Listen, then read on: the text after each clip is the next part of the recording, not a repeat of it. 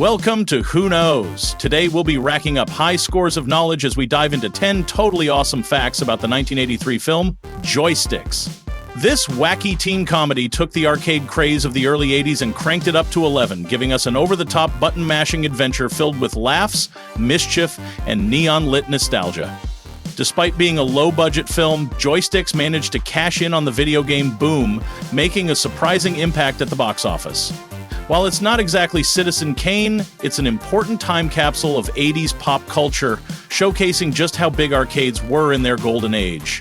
I've got some friends that always like to find a good B, as in B-movie, to watch together. B-movies can have over-the-top acting, shallow stories, and cheap production value, but all that can still result in a movie that's fun to watch, especially with a group of friends when you're in a mood where you don't want to think too hard.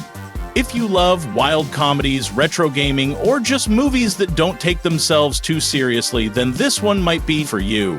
Before we level up with some awesome facts, don't forget to hit that like button, subscribe, and tap the notification bell for more rad content just like this. Alright, let's insert some coins and get this game started, and stick around for a final joke at the end. You won't want to miss it. Who knows how funny it might be? Fact 1. The budget arcade Blitz. Despite its low budget of just $300,000 and shot in only 13 days, Joysticks managed to earn over $3 million at the box office. Not bad for a film that critics bashed harder than a malfunctioning arcade machine. Thanks to the video game craze, teens packed theaters to see some joystick-fueled hijinks, making it a surprise financial win. Fact 2. A director with cult cred. Director Graydon Clark was no stranger to low-budget flicks, having made cult classics like Satan's Cheerleaders and Without Warning.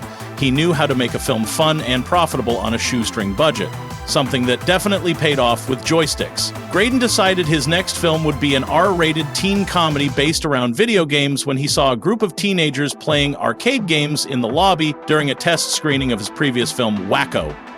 Fact 3. A real-life gaming cameo. The film features actual arcade cabinets from the early 80s, including Pac-Man, Defender, and Moon Patrol.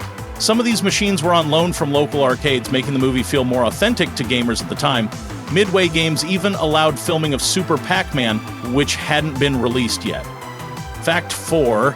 Punk rock villainy. The film's antagonist, King Vidiot, played by John Grease, steals the show with his over-the-top punk rocker persona. Grease would later go on to be best known as Uncle Rico in Napoleon Dynamite. Talk about range. Fact 5. The MPAA Game Over. Originally, Joysticks had even more risque humor and suggestive content, but to avoid an R rating, the filmmakers had to dial things down. Even so, it remains one of the goofiest and most ridiculous teen comedies of the era. Fact 6. The marketing cheat code.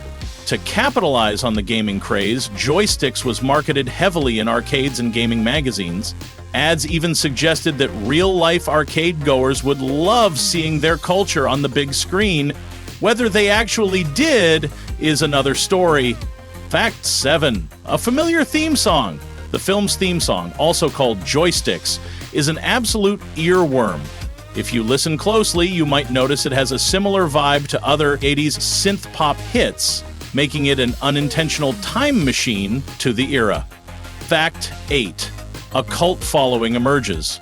Despite its critical panning, Joysticks has gained a cult following among retro gaming and B-movie enthusiasts. Fans celebrate its cheesy charm and over-the-top antics, proving that sometimes bad movies can be the most fun. Fact 9. Home video victory. Much like an underdog gamer beating a tough boss, Joysticks found second life on home video and cable TV.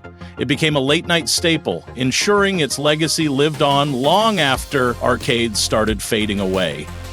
Before we get to the final fact, don't forget to like, comment, and subscribe, and be sure to check out our other videos to learn more amazing things. Who knows what you might discover? And don't rage quit just yet. A special joke is coming up at the end of the show. Fact 10. The Lost Sequel.